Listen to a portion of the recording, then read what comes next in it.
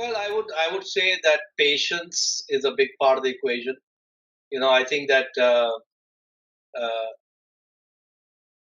you can be right about all your analysis of the stock, but just not keep it long enough.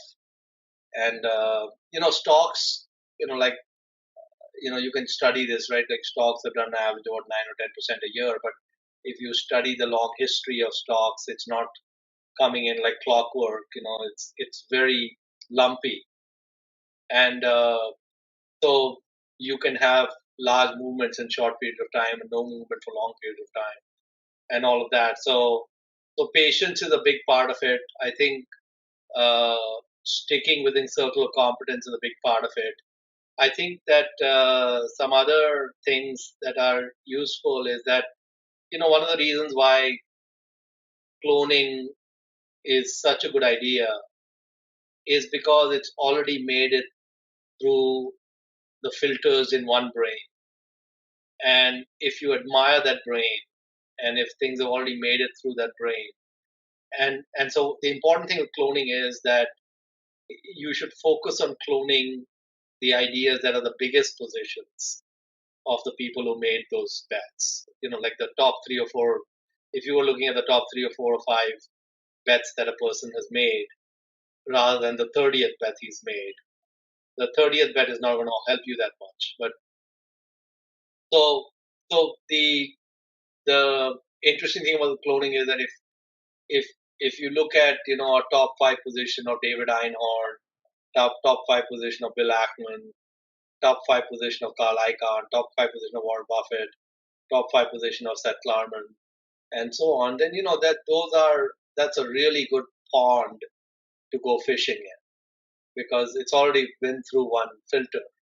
And so when you start looking at some things that have already been through one filter, and you only look at that pool, then that's a big advantage. And that you know there's when you go to a bowling alley, um, and if the objective is to get the highest score when you're bowling, how many of you have bowled before?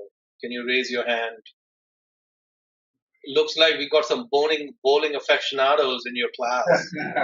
Maybe you can take them bowling, Arvind. I will bowl with bumpers, though, so I won't be Yeah, there you go. So when you go bowling, if the idea is that you have to get the best score, then you can bowl two ways, with bumpers or without bumpers. So if you could bowl with bumpers or without bumpers, which would you choose? with bumpers, students are saying. Would anyone choose without bumpers? No So one.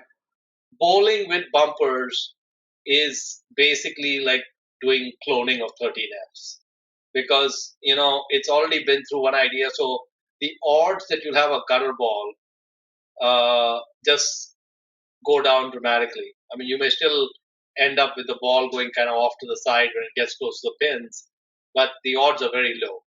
And so so I think those are the important things: is you avoid leverage, you be patient, stick to circle of competence, uh, go away for a long time after you've made your portfolio, bowl with bumpers. Those are all good things to do.